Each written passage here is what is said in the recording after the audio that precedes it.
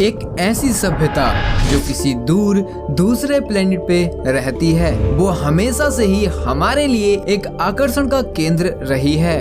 Universe में 100 billion या उससे भी अधिक गैलेक्सीज मौजूद हैं और स्पेस का एक बड़ा हिस्सा अभी भी हमसे अनएक्सप्लोर्ड है। साइंस और टेक्नोलॉजी एडवांसमेंट ने हमें एंडलेस यूनिवर्स में झांकने और इसके बारे में जानने में काफी सक्षम बनाया है। नए युग के सबसे advance telescope James Webb space telescope, जो कि नासा और CSA ने मिलकर बनाया है और अब लॉन्च होने के बाद से ही ये हमें यूनिवर्स को खंगालने में परमिशन दे रहा है। साइंस, स्पेस टेक्नोलॉजी और एस्ट्रोनॉमी के क्षेत्र में JWST का प्राइमरी काम है यूनिवर्स में सबसे पुरानी गैलेक्सीज को खोजना और प्लैनेटरी सिस्टम को डेवलप करने वाले स्टार को खोजना। JWST ने हाल में ही एक्सोप्लैनेट्स, नेबुला और उससे भी बहुत अधिक कुछ खोज निकाला है। JWST वास्तव में एक विशाल यूनिवर्स को देखने वाला एक नया दृष्टिकोण है। JWST कुछ लंबे समय से चली आ रही अवधारणाओं को अब गलत साबित कर रहा है और कुछ कम विश्वास वाली थ्योरीज को वो सही साबित कर रहा है। For examples, big bang theory को लेकर काफी सारी अफवाहें वायरल हो रही हैं जब से JWST की न्यू इमेज को रिलीज किया गया है। JWST के निष्कर्ष ने द बिग बैंग थ्योरी को भी खारिज कर दिया है। हालांकि कई रेपुटेड इंस्टीट्यूट और एक्सपर्ट्स JWST से असहमत हैं, जिसमें JWST की जुपिटर की न्यू इमेज में कहा गया कि हमने आज से पहले जुपिटर को कभी ऐसा नहीं देखा था। वैज्ञानिकों ने पता लगाया है कि जुपिटर पर पहली बार कुछ बड़े पैमाने पर हो रहा है, क्योंकि हम जुपिटर के बारे में न्यू JWST से उजागर कर रहे हैं इसके पीछे के राज को। जुपिटर सन की परिक्रमा करने वाला 5वां प्लेनेट है और सोलर सिस्टम का सबसे बड़ा प्लेनेट है और इसका द्रव्यमान सभी प्लेनेट से दुगना से अधिक है, या कहें कि ये सूर्य के 1000वें हिस्से से बस थोड़ा ही कम है। जुपिटर का विस्तार 61.42 बिलियन स्क्वायर किलोमीटर तक फैला है। इसकी कुल त्रिज्या 6991 किलोमीटर है, जो कि पृथ्वी से 11 टाइम बड़ी है, जिसकी ग्रेविटी 24.79 मीटर प्रति सेकंड वर्ग पृथ्वी के दुगने से अधिक है। जुपिटर की स्ट्रक्चर्स भी बहुत हद तक सूर्य की तरह ही बनी हुई है, जिसमें मुख्य रूप से हाइड्रोजन, हीलियम शामिल है। हीलियम टेम्परेचर को बढ़ाती है और गहरे वातावरण में टेम्परेचर और प्रेशर में वृद्धि होती है, जिससे जुपिटर सोलर सिस्टम में एक विशाल महासागर बन जाता है। जुपिटर धूल के कणों से उत्पन्न 4 छल्लों से घिरा हुआ है और समय के साथ साथ इसके ऑर्बिट में कैप्चर किए गए छोटे उल्का जुपिटर्स को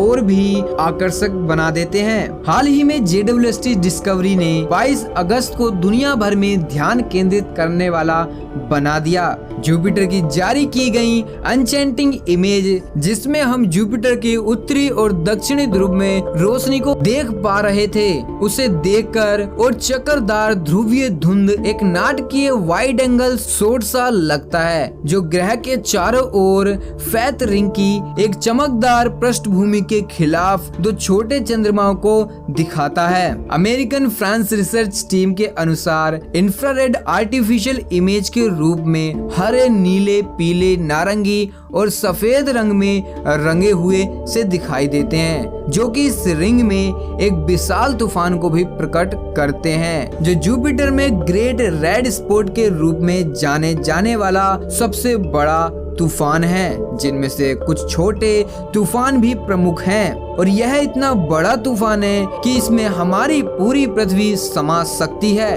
द ग्रेट रेड स्पॉट एक एक्सटेंसिव और लगातार तूफान प्रणाली है, जो सबसे अधिक अपनी ओर हमें खींचने की कोशिश करता है। जुपिटर के विजुअल क्लाउड की सतह पर ये आमतौर पर लाल रंग का एक छोटे आकार में थोड़ा अंडकार सा लगता है और इसकी चौड़ाई 16,300 किलोमीटर की, क्योंकि ये जुपिटर के अंदर घूमता है। जो लगभग 22 डिग्री साउथर्न लैटिट्यूड पर केंद्रित रहता है। इस तूफान में हवाएं लगभग 270 माइल्स पर आवर की रफ्तार से चलती रहती हैं। द ग्रेट रेड स्पॉट को पहली बार 1831 में खोखला स्थान के रूप में चित्रित किया गया था। यह एक तूफान हो सकता है जिसे इटालियन एस्ट्रोनॉमर्स जॉन डोमिनिको कैसनी ने पहली बार 1665 में देखा था और इन्होंने आखिरी बार इसको 1713 में देखा था। वाइजर और गैलीलियो स्पेसक्राफ्ट के मेजरमेंट के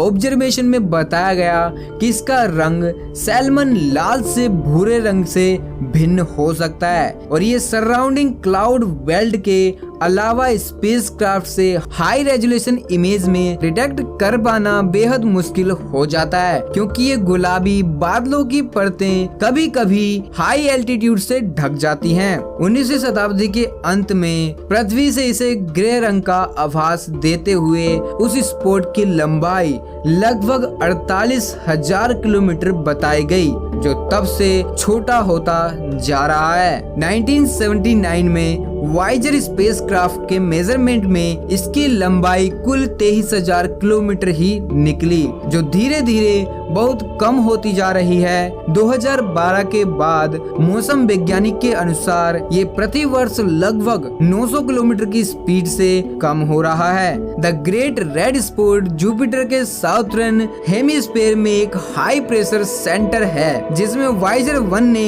1979 में पाया कि ये एक एंटी साइक्लोनिक सर्कुलेशन सिस्टम है और उसके बाद वाइजर 2 ने पाया कि ये होल सिस्टम लगभग 7 दिनों की अवधि में एक घड़ी की दिशा में ही दक्षिणावर्त घूमता है, जिसके किनारों पर स्पीड लगभग 400 किलोमीटर प्रति घंटा की होती है, जिसमें सल्फर फास्फोरस के कार्बनिक पदार्थ के यौगिक शामिल होते हैं। साथ ही बिजली के डिस्चार्ज और हाई एल्टीट्यूड वाली फोटोकेमिकल रिएक्शन भी शामिल होती है। कैलिफोर्निया यूनिवर्सिटी के प्लैनेटरी एस्ट्रोनॉमर्स IMCA डे पेटर, जिन्होंने इसके ऑब्जर्वेशन को लीड किया था, और उन्होंने कहा कि हमने कभी भी जुपिटर को इस तरह कभी नहीं देखा था। यह सब काफी इनक्रेडिबल है। थियरी फूचे पेरिस ऑब्जर्वेटरी के एक प्रोफेसर ने इस विषय पर काम किया और बेब की शुरुआती रिलीज साइंस प्रोग्राम के लिए इंटरनेशनल कोलैबोरेशन किया।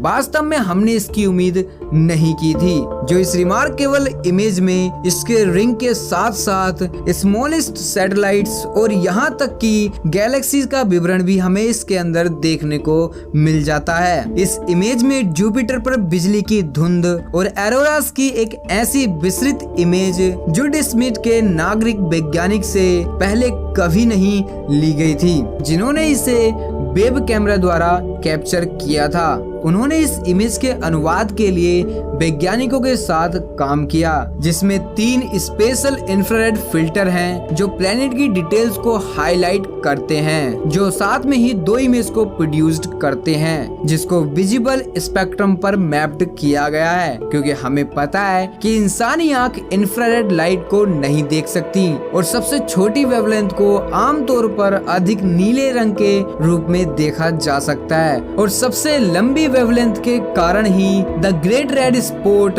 हमें लाल दिखाई देता है और इसमें सम्मिलित अन्य बादल अधिक सूर्य के प्रकाश को दर्शाते हैं। वे इन विजुअल्स में व्हाइट कलर के दिखते हैं और उनकी यही चमक द ग्रेट रेड स्पॉट को हाई एल्टीट्यूड पर दिखाते हैं। अगर हम जुपिटर का स्ट्रक्चर्स देखें तो वह कुछ सैटर्न जैसा ही लगता है, पर इसके एटमॉस्फेयर में डिफरेंट स्पीड से घूमने वाली हवाओं के बैंड बने हैं जो जबरदस्त तूफानों से भरी पड़ी है, जिसमें सबसे बड़ा तूफान द ग्रेट रेड स्पॉट है, जो इस पर सबसे अधिक समय यानी कि कम से कम 1 दशक से भी ज्यादा समय तक रहता है, और सबसे बड़े आकार का तूफान होने के बाद भी ये वायुमंडल के भीतर ही सीमित रहता है। वैज्ञानिकों के अनुसार जुपिटर की सतह पर पानी और अमोनिया के संघनित होने की उम्मीद है, जो कि गहरे वायुमंडल में शामिल हो सकते हैं। आपका क्या कहना है इनके बारे में? कमेंट सेक्शन में अपनी राय